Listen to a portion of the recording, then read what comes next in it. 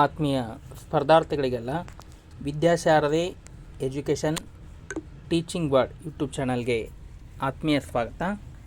ಇವತ್ತಿನ ಒಂದು ಯೂಟ್ಯೂಬ್ ಸೆಷನ್ನಲ್ಲಿ ನಾವು ಕರ್ನಾಟಕದಲ್ಲಿ ಶೀಘ್ರದಲ್ಲೇ ಅಧಿಸೂಚನೆ ಆಗಲಿರುವಂಥ 15,000 ಶಿಕ್ಷಕರ ಒಂದು ಸಂಪೂರ್ಣವಾದಂಥ ಒಂದು ಮಾಹಿತಿಯನ್ನು ನೀಡ್ತಾ ಇದ್ದೀವಿ. ನಮ್ಮ ಚಾನಲ್ನ ಸಬ್ಸ್ಕ್ರೈಬ್ ಮಾಡಿ ಮತ್ತು ಮುಂಬರುವಂಥ ಎಲ್ಲ ನೋಟಿಫಿಕೇಷನ್ಗಳನ್ನ ಕೇಳ್ಬೋದು. ಸರ್ಕಾರಿ ಶಾಲೆಗಳಲ್ಲಿ ಈಗಾಗಲೇ 15,000 ಶಿಕ್ಷಕರ ಬಗ್ಗೆ ಒಂದು ಮುಖ್ಯಮಂತ್ರಿಗಳು ಬಜೆಟ್ ಭಾಷಣದಲ್ಲಿ ಹೇಳಿರುವಂಥದ್ದು. ಯಾವ ಹುದ್ದೆಗಳು ಎಷ್ಟಿವೆ, ಅದರ ನೇಮಕಾತಿ ವಿಧಾನ ಯಾವ ರೀತಿ ಇರುತ್ತೆ, ಮತ್ತು ಮೌಲಾನಾ ಆಜಾದ್ ಶಾಲೆ, ಅದೇ ರೀತಿ ಮೊರಾರ್ಜಿ ದೇಸಾಯಿ ಶಾಲೆಗಳಲ್ಲಿ ಎಷ್ಟು ನೇಮಕಾತಿ ಆಗುತ್ತೆ ಅನ್ನೋದ್ರ ಬಗ್ಗೆ ಸಂಪೂರ್ಣವಾದಂಥ ಒಂದು ಮಾಹಿತಿಯನ್ನು ನೀಡ್ತೀವಿ. ಅದಕ್ಕಿಂತ ಮುಂಚೆ ಈ ಒಂದು ಆನ್ಲೈನ್ ಬ್ಯಾಚ್ ಕೋರ್ಸನ್ನು ಪ್ರಾರಂಭ ಮಾಡಿರುವಂಥದ್ದು ವಿದ್ಯಾಶಾರದೆ ವತಿಯಿಂದ. PSTR, GPSTR ಮತ್ತು HSTR ಕಂಬೈನ್ಡ್ ಬ್ಯಾಚ್ ಕೋರ್ಸ್ ಇರುವಂಥದ್ದು. ಪ್ರತಿದಿನ ಒಂದು ಲೈವ್ ತರಗತಿಗಳನ್ನ ಕೇಳ್ಬೋದು. ಪ್ರತಿದಿನ ಲೈವ್ ಕ್ಲಾಸಸ್ ಇರುತ್ತೆ. ರಾತ್ರಿ 8:30ರಿಂದ 10 ಗಂಟೆವರೆಗೆ ಅನ್ಲಿಮಿಟೆಡ್ ಕ್ವಿಜ್ಜಸ್ ಅಟೆಂಡ್ ಮಾಡ್ಬೋದು. PDF ನೋಟ್ಸ್ ಇರುತ್ತೆ. ಮತ್ತು ನಿಮ್ಮದು ಲೈವ್ ಕ್ಲಾಸ್ ಮಿಸ್ ಆಗಿದ್ದರೆ ಒಂದು ರೆಕಾರ್ಡಿಂಗ್ ಕ್ಲಾಸಸ್ ಸಹಿತ ನೀವೇನು ಮಾಡ್ಬೋದು ಅಂದರೆ ಕೇಳ್ಬೋದು. ಹಿಂದಿನ ಪರೀಕ್ಷೆಗಳ ಪ್ರಶ್ನೋತ್ತರ ಇರುತ್ತೆ. ಒಟ್ಟು 6 ಮಂತ್ ಬ್ಯಾಚ್ ಕೋರ್ಸು 1,499 ರೂಪಾಯಿ ಮಾತ್ರ 6 ತಿಂಗಳಿಗೆ. ಒಂದು ಹೆಚ್ಚಿನ ಮಾಹಿತಿಗೆ 9380850076 ಈ ನಂಬರ್ಗೆ ಕಾಂಟ್ಯಾಕ್ಟ್ ಮಾಡ್ಬೋದು. ಇದು ಒಂದು ಆನ್ಲೈನ್ ಕೋರ್ಸ್ನ ಒಂದು ಸಂಪೂರ್ಣ ಮಾಹಿತಿ. ಇದು ಟೀಚ್ಮೆಂಟ್ ಆ್ಯಪು. ಟೀಚ್ಮೆಂಟ್ ಆ್ಯಪನ್ನು ನಿಮಗೆ ಲಿಂಕ್ ಕಳಿಸ್ತೀವಿ, ಇನ್ಸ್ಟಾಲ್ ಮಾಡ್ಕೋಬೇಕು ಮತ್ತು ಅಮೌಂಟ್ ಪೇ ಮಾಡಿರಬೇಕು. ಅವ್ರಿಗೆ ಟೀಚ್ಮೆಂಟ್ ಆ್ಯಪನ್ನು ಕಳಿಸ್ತೀವಿ. ಈ ಫಸ್ಟಿಗೆ ನಾವು ನೋಡ್ತಾ ಇರುವಂಥದ್ದು ಒಂದು PSTR, GPSTR, HSTR ನೇಮಕಾತಿ ಯಾವ ರೀತಿ ಇರುತ್ತೆ. ಫೀಸು 1,499 ರೂಪಾಯಿ. PSTR ನೇಮಕಾತಿ, GPSTR ನೇಮಕಾತಿ, HSTR ನೇಮಕಾತಿ ಮತ್ತು ಉಪನ್ಯಾಸಕರ ನೇಮಕಾತಿಯನ್ನು ಕಾಣ್ತಾ ಇದ್ದೀವಿ. ಒಂದು 15,000 ಹುದ್ದೆಗಳು ಯಾವ ರೀತಿ ಒಂದು ವಿಂಗಡಣೆ ಆಗಿದ್ದಾವೆ ಅನ್ನುವಂಥದ್ದು. 15,000 ಹುದ್ದೆ ನೋಡಲೇ ಈಗಾಗಲೇ ಭಾಳ ದಿನಗಳಿಂದ ಲಾಸ್ಟು ಒಂದು ಚಳಿಗಾಲದ ಅಧಿವೇಶನ 2025ರ ಒಂದು ಚಳಿಗಾಲದ ಅಧಿವೇಶನದಲ್ಲೇ ಒಂದು ಅಪ್ರೂವನ್ನು ಕೊಟ್ಟಿರುವಂಥದ್ದು. ಕಲ್ಯಾಣ ಕರ್ನಾಟಕ ವಿಭಾಗದಲ್ಲಿ 5,267 ಹುದ್ದೆಗಳು, 5,267 ಹುದ್ದೆಗಳಿಗೆ ಈಗಾಗಲೇ ಅಪ್ರೂವನ್ನು ಕೊಟ್ಟಿರುವಂಥದ್ದು. ಅವು ಹುದ್ದೆಗಳು ಇನ್ನೂ ಸಹಿತ ಜಾಸ್ತಿ ಆಗ್ಬೋದು. ಅದಕ್ಕೆ 5,267 ಪ್ಲಸ್ ಅಂತ ಇಟ್ಟಿರುವಂಥದ್ದು. ಅಲ್ಲಿ ಪ್ರಾಥಮಿಕ, ಕಿರಿಯ ಪ್ರಾಥಮಿಕ, ಹಿರಿಯ ಪ್ರಾಥಮಿಕ, ಅದೇ ರೀತಿ ಒಂದು CPED, BPED ಎಲ್ಲವನ್ನು ಒಳಗೊಂಡಂತೆ 5,267 ಆ ಹುದ್ದೆಗಳು ಸಂಖ್ಯೆಗಳಲ್ಲಿ ಇನ್ನೂ ಬದಲಾವಣೆ ಆಗುವಂಥ ಸಾಧ್ಯತೆ ಇರುತ್ತೆ. ಅದೇ ರೀತಿ ಕಲ್ಯಾಣ ಕರ್ನಾಟಕ ಆದ ನಂತರ ಉಳಿದ ಜಿಲ್ಲೆಗಳಲ್ಲಿ ಬಂದುಬಿಟ್ಟು 5,000ಕ್ಕಿಂತ ಹೆಚ್ಚು ಒಂದು ಪ್ರಾಥಮಿಕ ಮತ್ತು ಹಿರಿಯ ಪ್ರಾಥಮಿಕ 1 to 5th ಮತ್ತು 6 to 8th GPSTR ಮತ್ತು PSTR ಹುದ್ದೆಗಳನ್ನು ಕಾಲ್ಫಾರ್ಮ್ ಮಾಡ್ತಾರೆ. ಅದೇ ರೀತಿ ಪ್ರೌಢಶಾಲಾ ಶಿಕ್ಷಕರು 1,500ಕ್ಕಿಂತ ಹೆಚ್ಚು ಪ್ರೌಢಶಾಲಾ ಶಿಕ್ಷಕರ ಒಂದು ನೇಮಕಾತಿ ಆಗ್ತಾ ಇರುವಂಥದ್ದು. ಅಂದರೆ HSTR ವಿಷಯವಾರು ಹುದ್ದೆಗಳ ಒಂದು ವರ್ಗೀಕರಣ ಇರುತ್ತೆ. ಅದೇ ರೀತಿ ಉಪನ್ಯಾಸಕರು PU ಕಾಲೇಜ್, ಪದವಿ ಪೂರ್ವ ಕಾಲೇಜುಗಳಲ್ಲಿ ಆರ್ಟ್ಸ್, ಕಾಮರ್ಸ್ ಮತ್ತು ಸೈನ್ಸ್ ಎಲ್ಲ ವಿಷಯಗಳ ಉಪನ್ಯಾಸಕರು ಒಳಗೊಂಡಂತೆ 850ಕ್ಕಿಂತ ಜಾಸ್ತಿ ಒಂದು ಹುದ್ದೆಗಳ ನೇಮಕಾತಿ ಆಗ್ತಾ ಇರುವಂಥದ್ದು. ಇನ್ನು ಅನುದಾನಿತ ಶಾಲೆಗಳು ಭಾಳ ವರ್ಷಗಳಿಂದ ಯಾವುದೇ ರೀತಿ ಒಂದು ಗ್ರ್ಯಾಂಟನ್ನು ಕೊಟ್ಟಿರಲಿಲ್ಲ. ಇವರು 5,000ಕ್ಕಿಂತ ಹೆಚ್ಚು ಹುದ್ದೆಗಳಿಗೆ ಒಂದು ಅನುದಾನವನ್ನು ಕೊಡ್ತೀವಿ ಅಂತ ಹೇಳಿರುವಂಥದ್ದು. ಅನುದಾನಿತ 5,000, ಆಮೇಲೆ PU ಉಪನ್ಯಾಸಕರು 850, ಪ್ರೌಢಶಾಲೆ 1,500. ಅದೇ ರೀತಿ ಕಲ್ಯಾಣ ಕರ್ನಾಟಕ ಮತ್ತು ಉಳಿದ ಜಿಲ್ಲೆಗಳಲ್ಲಿ ಒಳಗೊಂಡಂತೆ 11,000ಕ್ಕಿಂತ ಹೆಚ್ಚು ಒಂದು ಹುದ್ದೆಗಳು ಒಂದು ಕಾಲ್ಫಾರ್ಮ್ ಆಗುವಂಥದ್ದು. ಈ ಒಂದು ದೊಡ್ಡ ಅವಕಾಶ. ಇನ್ನು ನಾವು ಯಾವ ರೀತಿಯ ಒಂದು ಎಕ್ಸಾಮ್ ಪ್ಯಾಟರ್ನ್ ಇರುತ್ತೆ ಅನ್ನುವಂಥದ್ದನ್ನ ನೋಡ್ಕೋಬೇಕಾಗತ್ತೆ. ಮೊಟ್ಟ ಮೊದಲಿಗೆ ನಾವು PSTR ಎಕ್ಸಾಮ್ ಪ್ಯಾಟರ್ನ ನೋಡೋಣ. ನೋಡಿ, ಈ ಎಕ್ಸಾಮ್ ಪ್ಯಾಟರ್ನು ಈ ಹಿಂದೆ 2015ರಲ್ಲಿ ಏನೊಂದು ಎಕ್ಸಾಮ್ ಆಗಿತ್ತು, ಆ ಒಂದು ಎಕ್ಸಾಮ್ಗೆ ಅನುಗುಣವಾಗಿ ಇರುವಂಥದ್ದು. ನೋಡಲಿ, ಕನ್ನಡ ಎಷ್ಟು ಕ್ವಶನ್ಸ್ ಕೇಳ್ತಾರೆ. ಕನ್ನಡ ನಿಮಗೆ ಕ್ವಶನ್ಸ್ ಬಂದುಬಿಟ್ಟು 20 ಮಾರ್ಕ್ಸಿಗಿರುತ್ತೆ. ಆಮೇಲೆ ಇಂಗ್ಲೀಷ್ ಬಂದುಬಿಟ್ಟು 25 ಕ್ವಶನ್ಸು, ಸಾಮಾನ್ಯ ಜ್ಞಾನ 15, ಮನೋವಿಜ್ಞಾನ 25, ಕಂಪ್ಯೂಟರ್ 25, ಗಣಿತ 20, ಸಮಾಜ ವಿಜ್ಞಾನ ಬಂದುಬಿಟ್ಟು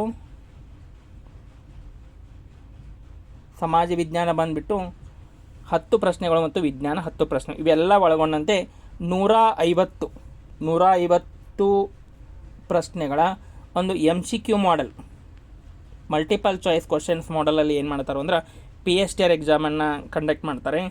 ಈಗಾಗಲೇ ಈ 4500ಕ್ಕಿಂತ ಜಾಸ್ತಿ ಹುದ್ದೆಗಳನ್ನು ಕಲ್ಯಾಣ ಕರ್ನಾಟಕ ಭಾಗದಲ್ಲಿ 4500ಕ್ಕಿಂತ ಜಾಸ್ತಿ ಹುದ್ದೆಗಳನ್ನು ಕಲ್ಯಾಣ ಕರ್ನಾಟಕ ಭಾಗದಲ್ಲಿ ತೋರಿಸಿರುವಂಥದ್ದು.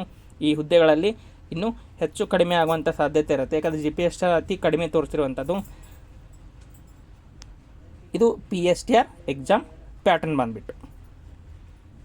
ಈ ಒಂದು PSTRಗೂ ಸಹಿತ ನಮ್ಮಲ್ಲಿ ಆನ್ಲೈನ್ ಬ್ಯಾಚ್ ಕೋರ್ಸ್ ಸ್ಟಾರ್ಟ್ ಆಗಿರುವಂಥದ್ದು. ಅದೇ ರೀತಿ ಒಂದು 6 ತಿಂಗಳ ಒಂದು ಬ್ಯಾಚ್ ಕೋರ್ಸ್ ಇದು. ಇನ್ನು GPSTR ಎಕ್ಸಾಮ್ ಪ್ಯಾಟರ್ನ್ ನೋಡಿ, GPSTR ಎಕ್ಸಾಮ್ ಪ್ಯಾಟರ್ನ್ ಬಂದುಬಿಟ್ಟು ಪತ್ರಿಕೆ 1, ಪತ್ರಿಕೆ 2 ಮತ್ತು ಪತ್ರಿಕೆ 3 ಒಂದು ಪತ್ರಿಕೆಗಳಿಗೆ ಎಕ್ಸಾಮನ್ನು ಬರೀಬೇಕಾಗತ್ತೆ. ಅದು ಸಮಾಜ ಶಿಕ್ಷಕರು ಮತ್ತು ಗಣಿತ ವಿಜ್ಞಾನ ಶಿಕ್ಷಕರು. ಪತ್ರಿಕೆ 1 150 ಮಾರ್ಕ್ಸಿಂದು MCQ ಮಾಡೆಲ್ ಇರುತ್ತೆ. ಪತ್ರಿಕೆ 2 50 MCQ ಮಾಡೆಲ್ ಇರುತ್ತೆ. 100 ಒಂದು ಲಿಖಿತ ಪರೀಕ್ಷೆ ರಿಟರ್ನ್ ಎಕ್ಸಾಮ್ ಇರುತ್ತೆ. ಅದೇ ರೀತಿ ಪೇಪರ್ ಥರ್ಡ್ ಬಂದುಬಿಟ್ಟು ಇದು ಸಹಿತ ಭಾಷಾ ಸಾಮರ್ಥ್ಯ 100 ಮಾರ್ಕ್ಸ್ಗಳ ಒಂದು ಲಿಖಿತ ಪರೀಕ್ಷೆ ಇರುವಂಥದ್ದು. ಒಟ್ಟು 400 ಅಂಕಗಳಿಗೆ ಸಮಾಜ ಶಿಕ್ಷಕರು, ಗಣಿತ ಶಿಕ್ಷಕರು ಮತ್ತು ವಿಜ್ಞಾನ ಶಿಕ್ಷಕರು. ಭಾಷಾ ಸಾಮರ್ಥ್ಯ ಪತ್ರಿಕೆ ಬಂದು ಥರ್ಡ್ ಪೇಪರ್, ಇದು ಕೇವಲ ಒಂದು ಗಣಿತ ಶಿಕ್ಷಕರು, ವಿಜ್ಞಾನ ಶಿಕ್ಷಕರು ಮತ್ತು ಸಮಾಜ ಶಿಕ್ಷಕರಿಗೆ ಮಾತ್ರ ಇರುವಂಥದ್ದು. ಇಂಗ್ಲೀಷ್ ಶಿಕ್ಷಕರಿಗೆ ಈ ಒಂದು ಪೇಪರ್ ಇರಂಗಿಲ್ಲ. ಇದಿಷ್ಟು ಒಂದು 400 ಅಂಕಗಳ ಒಂದು ಪರೀಕ್ಷೆ GPSTR ಸಮಾಜ, ಗಣಿತ ಮತ್ತು ವಿಜ್ಞಾನ ಶಿಕ್ಷಕರಿಗೆ ಬಂದುಬಿಟ್ಟು. ಇನ್ನು ನೆಕ್ಸ್ಟ್ ನಾವು ಕಾಣ್ತೀವಿ ಇಂಗ್ಲೀಷ್ ಶಿಕ್ಷಕರದು ಯಾವ ರೀತಿ ಎಕ್ಸಾಮ್ ಪ್ಯಾಟರ್ನ್ ಇರುತ್ತೆ. ಇಂಗ್ಲೀಷ್ ಶಿಕ್ಷಕರು ನೋಡಲೆ, ಇಂಗ್ಲೀಷ್ ಶಿಕ್ಷಕರು ಕೇವಲ 2 ಎಕ್ಸಾಮ್ಗಳನ್ನ ಬರೀಬೇಕು. ಅವರು ಪೇಪರ್ 1 ಬಂದುಬಿಟ್ಟು ಪೇಪರ್ 1 ಒಂದು ಇದು 150 ಮಾರ್ಕ್ಸಿಂದು MCQ ಮಾಡೆಲ್ ಇರುತ್ತೆ, ಮಲ್ಟಿಪಲ್ ಚಾಯ್ಸ್ ಕ್ವಶನ್ಸ್ದು. ಅದೇ ರೀತಿ ಪೇಪರ್ 2 ಬಂದುಬಿಟ್ಟು 50 ಮಾರ್ಕ್ಸು MCQ ಮಾಡೆಲ್ಲು, 100 ಒಂದು ಲಿಖಿತ ಪರೀಕ್ಷೆಗಳ ಒಂದು ಮಾಡೆಲ್ ಇರುವಂಥದ್ದು. 150 MCQ ಆದರೆ 100 ಮಾರ್ಕ್ಸು ಲಿಖಿತ ಪರೀಕ್ಷೆ ಇರುವಂಥದ್ದು. ಒಟ್ಟು 300 ಅಂಕಗಳಿಗೆ ಒಂದು ಎಕ್ಸಾಮನ್ನು ಬರೀಬೇಕು. ಈ 300 ಅಂಕಗಳನ್ನು CET ಮಾರ್ಕ್ಸ್ ಹತ್ತಿಕೊಂಡು ಕನ್ಸಿಡರ್ ಮಾಡ್ತಾರೆ. 70% ಬಂದುಬಿಟ್ಟು CETಯನ್ನು ಕೌಂಟ್ ಮಾಡ್ತಾರೆ. 20% ಬಂದುಬಿಟ್ಟು TET ಇರುತ್ತೆ, 8% ಡಿಗ್ರಿ, 2% B.Ed. ಒಟ್ಟು 100 ಮಾರ್ಕ್ಸ್ ವೇಟೇಜನ್ನು ನಿನ್ನೆ ಫೈನಲ್ ಮಾಡಿರುವಂಥದ್ದು. ಇದು ಇಂಗ್ಲೀಷ್ ಶಿಕ್ಷಕರ ಒಂದು ಎಕ್ಸಾಮ್ ಪ್ಯಾಟರ್ನ್. ಭಾಳ ಜನ ಕನ್ಫ್ಯೂಸ್ ಮಾಡ್ಕೊತಿರ್ತೀರಿ. ಕೇವಲ 2 ಪೇಪರನ್ನು ಬರೀಬೇಕು ಇಂಗ್ಲೀಷ್ ಟೀಚರು, ಉಳಿದಂಥವ್ರು 3 ಪೇಪರ್ ಬರೀಬೇಕು. ಇನ್ನು GPSTR ಎಕ್ಸಾಮಲ್ಲಿ ಒಂದು ಪೇಪರ್ 1 ಯಾವ ರೀತಿ ಇರುತ್ತೆ ನೋಡಿ. ಪೇಪರ್ 1 ಯಾವ ರೀತಿ ಇರುತ್ತೆ GPSTR ಎಕ್ಸಾಮ್ ಪ್ಯಾಟರ್ನ್ ನೋಡಿ. ಪೇಪರ್ 1 ನಿಮ್ಗೆ ಆಗಲೇ ಹೇಳಿದ್ದೆ ನಾನು, ಎಷ್ಟು ಅಂದ್ರೆ 150 ಅಂಕಗಳ ಒಂದು MCQ ಮಾಡೆಲನ್ನು ಕಂಡಕ್ಟ್ ಮಾಡಬೇಕು, ಅಟೆಂಡ್ ಮಾಡಿ. 25 ಪ್ರಶ್ನೆಗಳು ಬಂದುಬಿಟ್ಟು ಕನ್ನಡ, ಇಂಗ್ಲೀಷು 25 ಮಾರ್ಕ್ಸು, ಆಮೇಲೆ GK ಕ್ವಶನ್ಸು 25, ಇಲ್ಲಿ ಪ್ರಚಲಿತ ಘಟನೆಗಳನ್ನು ಒಳಗೊಂಡಂತೆ 25 ಕ್ವಶನ್ಸು. ಶೈಕ್ಷಣಿಕ ಮನೋವಿಜ್ಞಾನ ಬಂದುಬಿಟ್ಟು 50 ಕ್ವಶನ್ಸ್ ಇರುತ್ತೆ ಅತಿ ಹೆಚ್ಚು. ಕಂಪ್ಯೂಟರ್ 12, ಆರೋಗ್ಯ ಶಿಕ್ಷಣ ಮತ್ತು ಮೌಲ್ಯ ಶಿಕ್ಷಣ ಒಳಗೊಂಡಂತೆ ಒಟ್ಟು 13 ಪ್ರಶ್ನೆಗಳು ಇರ್ತವೆ. ಇದಿಷ್ಟು ಬಂದುಬಿಟ್ಟು 150 ಅಂಕಗಳ ಒಂದು GPSTR ಎಕ್ಸಾಮ್ ಪ್ಯಾಟರ್ನ್. ಇನ್ನು ಥರ್ಡ್ ಪೇಪರ್ ನಿಮಗೆ ಗೊತ್ತು, ಆಗಲೇ ಹೇಳಿದ್ದೆ ನಾನು.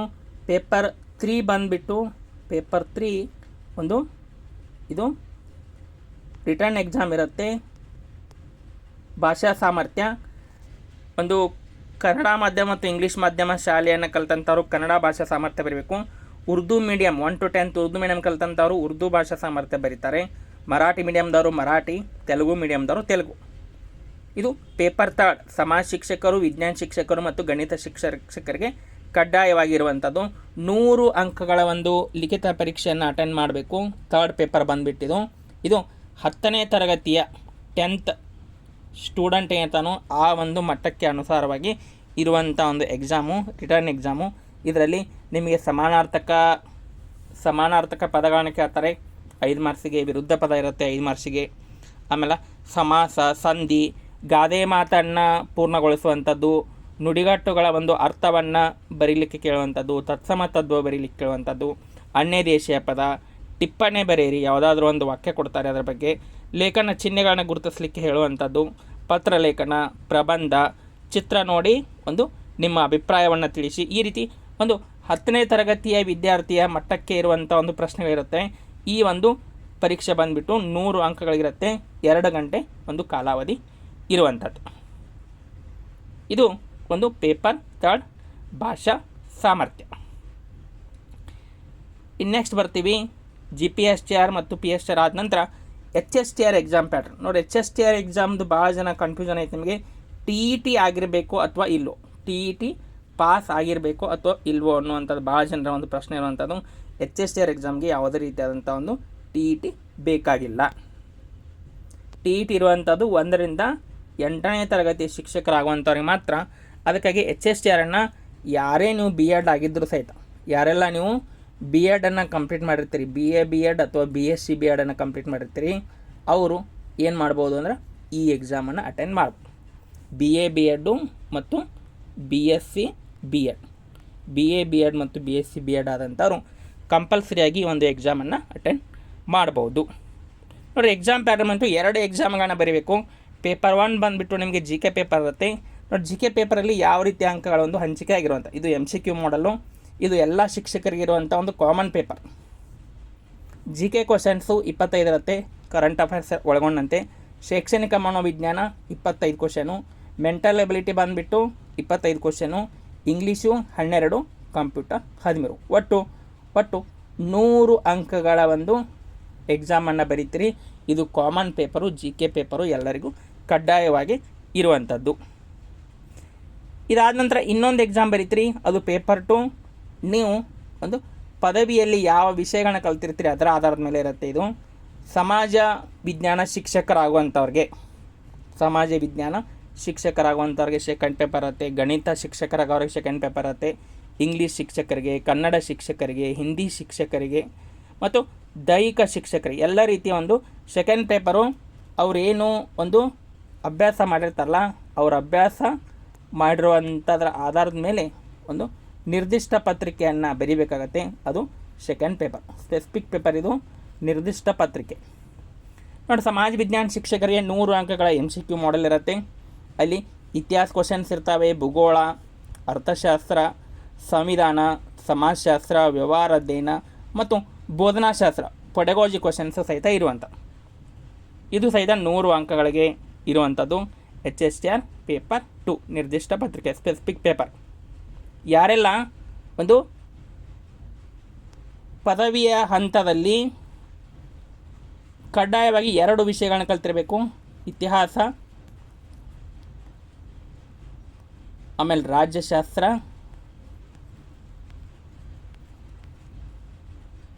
ಭೂಗೋಳಶಾಸ್ತ್ರ, ಅರ್ಥಶಾಸ್ತ್ರ, ಸಮಾಜಶಾಸ್ತ್ರ, ಇವುಗಳಲ್ಲಿ ಕಡ್ಡಾಯವಾಗಿ 2 ವಿಷಯಗಳನ್ನ ಯಾರು ಕಲ್ತಿರ್ತಾರಲ್ಲ ಅವ್ರು ಸಮಾಜ ವಿಜ್ಞಾನ ಶಿಕ್ಷಕರು ಆಗ್ಬೋದು.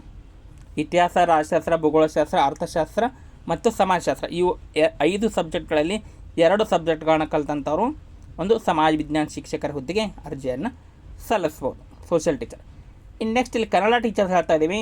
ಕನ್ನಡ ಟೀಚರ್ಗೂ ಸಹಿತ 100 ಅಂಕಗಳ ಸೆಕೆಂಡ್ ಪೇಪರ್ ನಿರ್ದಿಷ್ಟ ಪತ್ರಿಕೆ ಇರುತ್ತೆ. ಇದು ಡಿಗ್ರಿ ಕಲಿಯುವಂಥ ಸಮಯದಲ್ಲಿ ಆಪ್ಷನಲ್ ಕನ್ನಡ, ಐಚ್ಛಿಕ ಕನ್ನಡವನ್ನು ಅಭ್ಯಾಸ ಮಾಡಿದಂಥವ್ರಿಗೆ ಮಾತ್ರ ಇರುವಂಥದ್ದು. ಇದು ಐಚ್ಛಿಕ ಕನ್ನಡ, ಆಪ್ಷನಲ್ ಕನ್ನಡವನ್ನು ಅಭ್ಯಾಸ ಮಾಡಿದಂಥವ್ರಿಗೆ ಐಚ್ಛಿಕ ಕನ್ನಡ. ಅಥವಾ ಕನ್ನಡ ವಿಷಯದಲ್ಲಿ MA ಮಾಡಿದ್ರು ಅಂದ್ರೆ, ಮಾಸ್ಟರ್ ಡಿಗ್ರಿ ಮಾಡಿದ್ರು ಅಂದ್ರೆ ಅವರು ಸಹಿತ ಕನ್ನಡ ಶಿಕ್ಷಕರ ಹುದ್ದೆಗೆ ಒಂದು ಅರ್ಜಿಯನ್ನು ಸಲ್ಲಿಸ್ಬೋದು. ಈ ಕನ್ನಡದಲ್ಲಿ ವಿಶೇಷವಾಗಿ ಯಾವೆಲ್ಲ ಪ್ರಶ್ನೆಗಳನ್ನು ಕೇಳ್ತಾರೆ ಅಂತ ತಂದಾಗ ಒಂದು ವ್ಯಾಕರಣದ ಪ್ರಶ್ನೆಗಳಿರುತ್ತೆ, ಕನ್ನಡ ವ್ಯಾಕರಣ, ಸಾಹಿತ್ಯ ಚರಿತ್ರೆ ಲಿಟ್ರೇಚರ್ ಇರುತ್ತೆ, ಆಧುನಿಕ ಸಾಹಿತ್ಯ, ಪ್ರಾಚೀನ ಸಾಹಿತ್ಯ, ಮಧ್ಯಕಾಲೀನ ಸಾಹಿತ್ಯ, ಆಮೇಲೆ ಭಾರತೀಯ ಕಾವ್ಯಮಾಂಸೆ ಕುರಿತು, ಪಾಶ್ಚಾತ್ಯ ಕಾವ್ಯಮಾಂಸೆ ಕುರಿತು ಪ್ರಶ್ನೆಗಳಿರುತ್ತೆ, ಭಾಷಾಶಾಸ್ತ್ರದ ಪ್ರಶ್ನೆಗಳಿರುತ್ತೆ, ಅಲಂಕಾರ ಮತ್ತು ಛಂದಸ್ಸಿನ ಕುರಿತು ಪ್ರಶ್ನೆಗಳಿರುತ್ತೆ. ಇನ್ನು ಪೆಡಗೋಜಿ ಯಾವ ರೀತಿ ನೀವು ಟಿ ಎಕ್ಸಾಮ್ ಬರುವಂಥ ಸಮಯದಲ್ಲಿ ಪೆಡಗೋಜಿ ಕ್ವಶನ್ಸ್ಗಳನ್ನು ನೋಡಿರ್ತೀರಿ, ಕನ್ನಡ ಪೆಡಗೋಜಿ ಕ್ವಶನ್ಸು ಅವು ಸಹಿತ 25 ಪ್ರಶ್ನೆಗಳು ಇರುತ್ತೆ. ಸಮಾಜ ವಿಜ್ಞಾನ ಶಿಕ್ಷಕರಿಗೂ 25 ಇರುತ್ತೆ, ಕನ್ನಡ ಶಿಕ್ಷಕರಿಗೂ ಸಹಿತ 25 ಪ್ರಶ್ನೆಗಳು ಇರುವಂಥದ್ದು.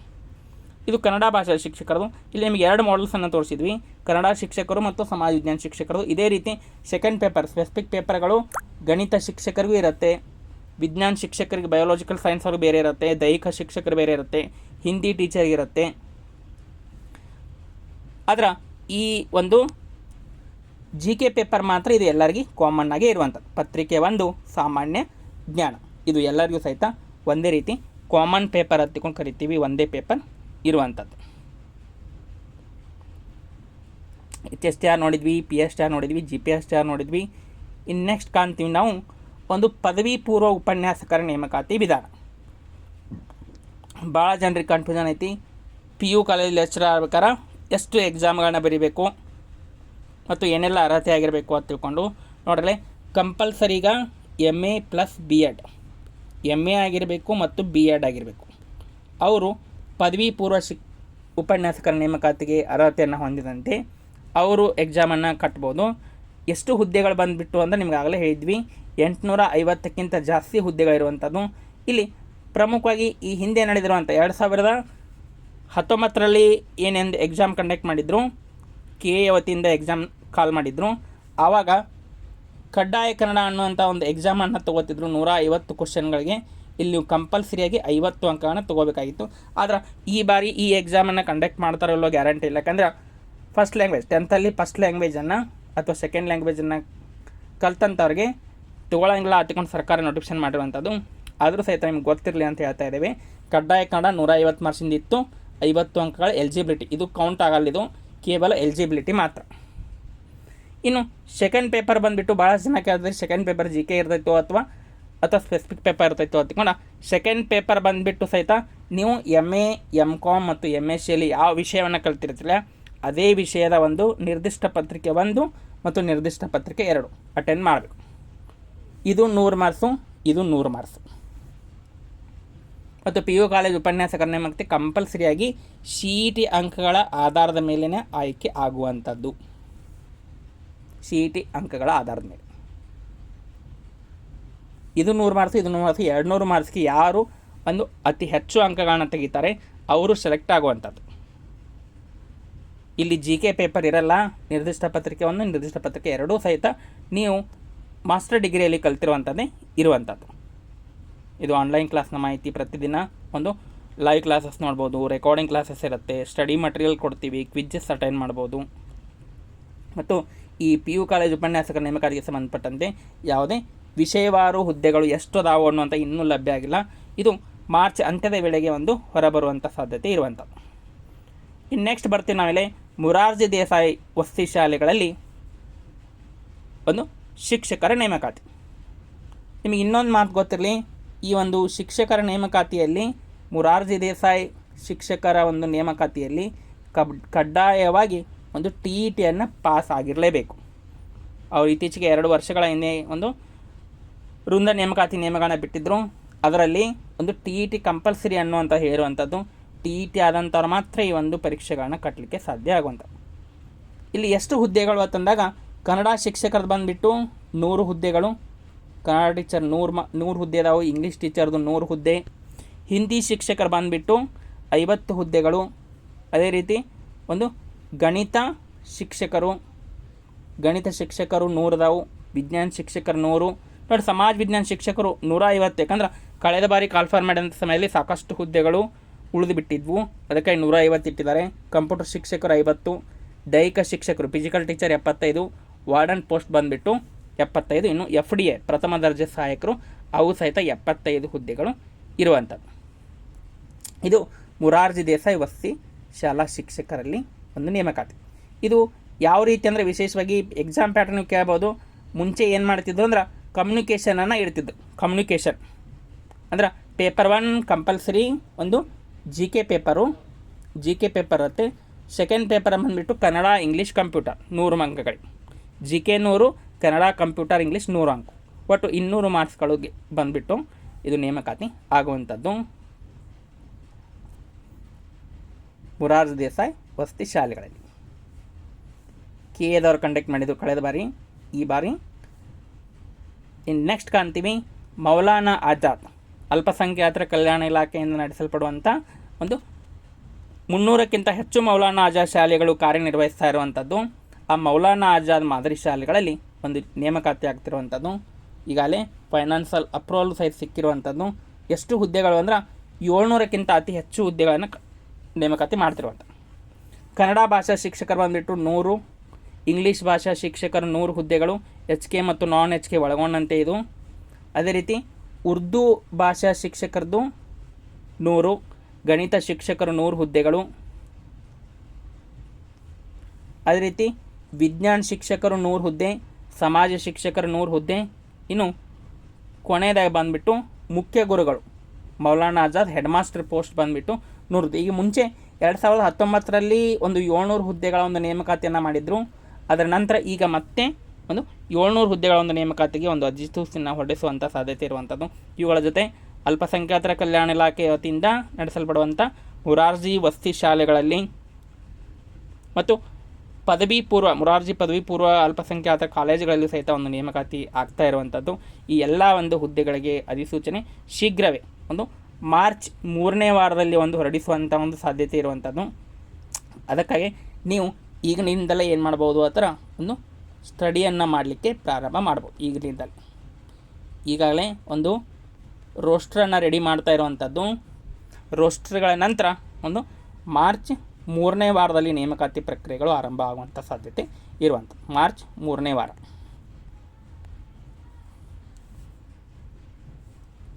ಈ ಎಲ್ಲ ಒಂದು ಹುದ್ದೆಗಳು ಶೀಘ್ರದಲ್ಲೇ ಭರ್ತಿ ಆಗುವಂಥದ್ದು. ಕರ್ನಾಟಕದಲ್ಲಿ 56,000ಕ್ಕಿಂತ ಹೆಚ್ಚು ಹುದ್ದೆಗಳ ನೇಮಕಾತಿ ಪ್ರಕ್ರಿಯೆ ಆರಂಭಗೊಳ್ಳಲಿದೆ. ನಿಮಗೆ ಒಂದು ಆನ್ಲೈನ್ ಬ್ಯಾಚ್ ಕೋರ್ಸ್ಗೆ ಜಾಯ್ನ್ ಆಗಬೇಕು ಅಂತ ಇದ್ದರೆ ಈ ಒಂದು ನಂಬರ್ಗೆ ಕಾಂಟ್ಯಾಕ್ಟ್ ಮಾಡ್ಬೋದು. 9380850076. ಪ್ರತಿದಿನ ರಾತ್ರಿ 8:30ರಿಂದ 10 ಗಂಟೆ ಲೈವ್ ಕ್ಲಾಸ್ ಇರುತ್ತೆ ಮತ್ತು ರೆಕಾರ್ಡಿಂಗ್ ಕ್ಲಾಸಸ್ ಸಹಿತ ನೀವು ಕೇಳ್ಬೋದು. ಇದಿಷ್ಟು ಇವತ್ತಿನ ಒಂದು ಮಾಹಿತಿ. ನಮ್ಮ ಚಾನಲ್ನ ಸಬ್ಸ್ಕ್ರೈಬ್ ಮಾಡಿ ಅಂತ ತಿಳಿಸ ಎಲ್ಲರಿಗೂ ಧನ್ಯವಾದಗಳು.